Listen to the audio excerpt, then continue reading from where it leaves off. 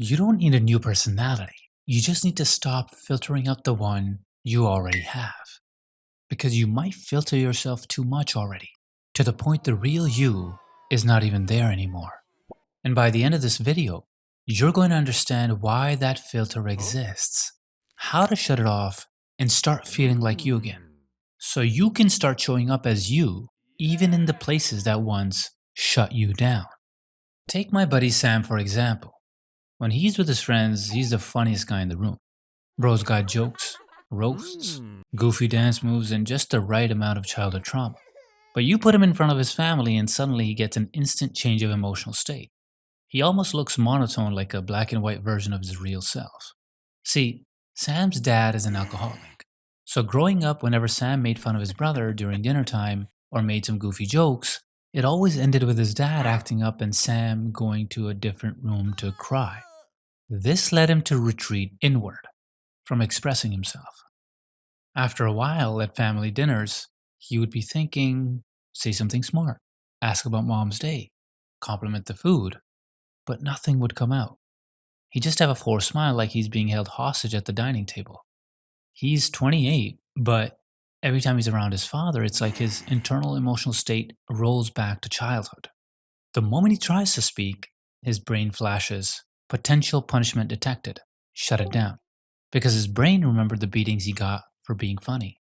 So his personality is auto filtered and still stuck behind parental firewalls he got when he was 11. Don't worry, I'm going to show you the exact cheat code Sam used to get over this by the end of the video. But sometimes it's not the fear of the past that stops you, but reason number two, your fear of the future that stops you from being yourself.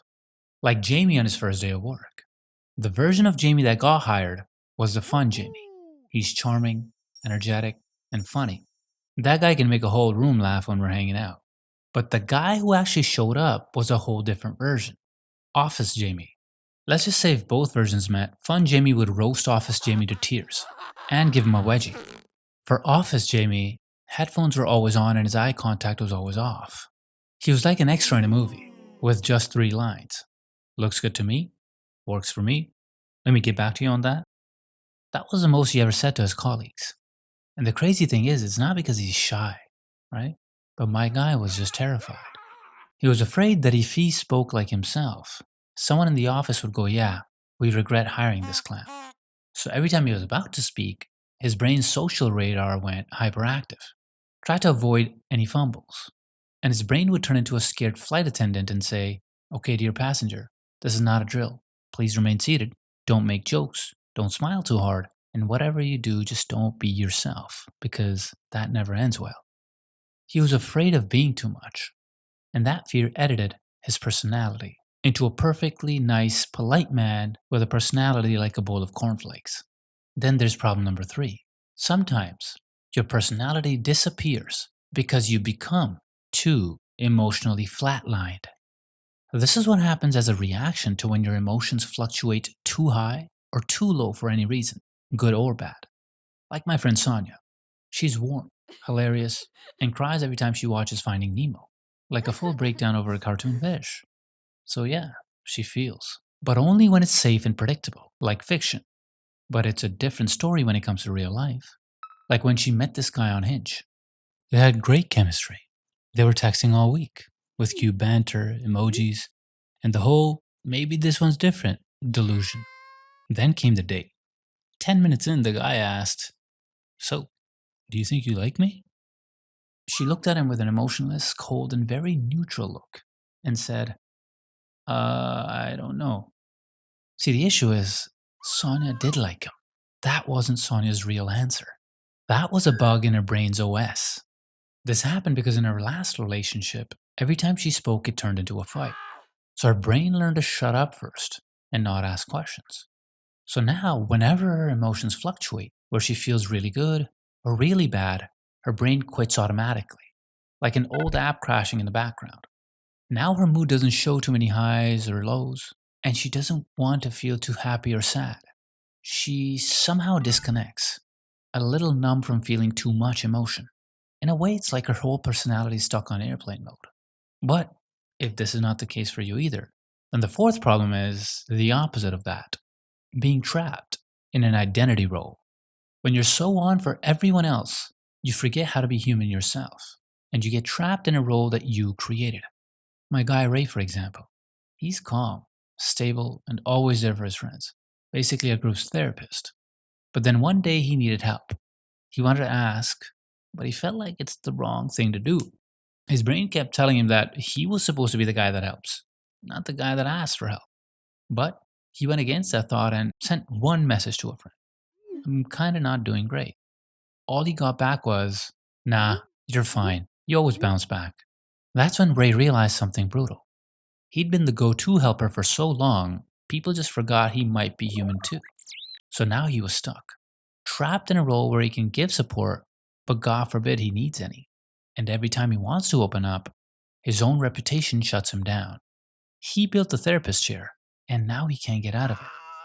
So here's the thing though, all of these four problems, the freezing, the fear, the numbness, and the identity roles are not actually your fault. It's protection. It's your brain's strategy to protect you.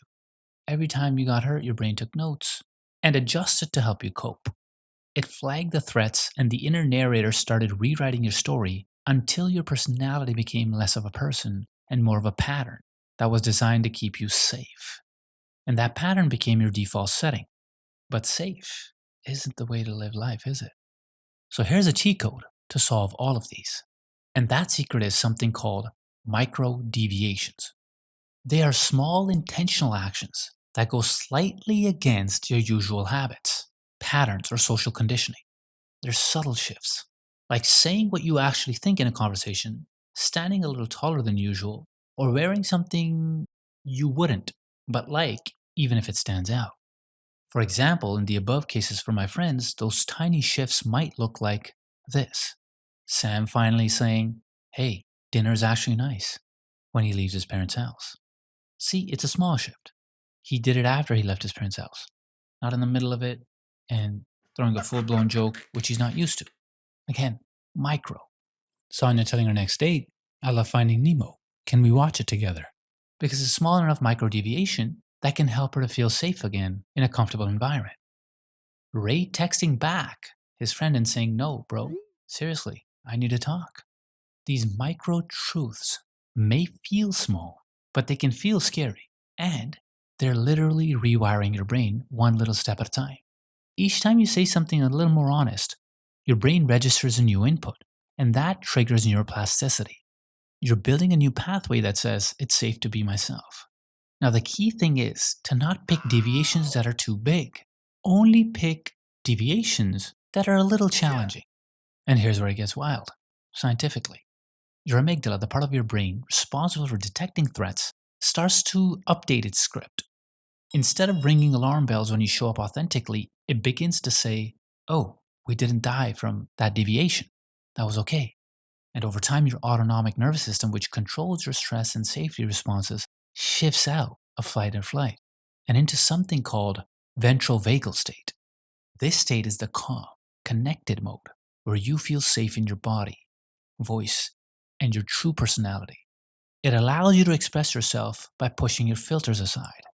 And that's the cheat code, using micro deviations to get to the ventral vagal state. But what do you do when being yourself still doesn't feel good enough? Or what if your true self starts showing up, but you still don't feel confident about it?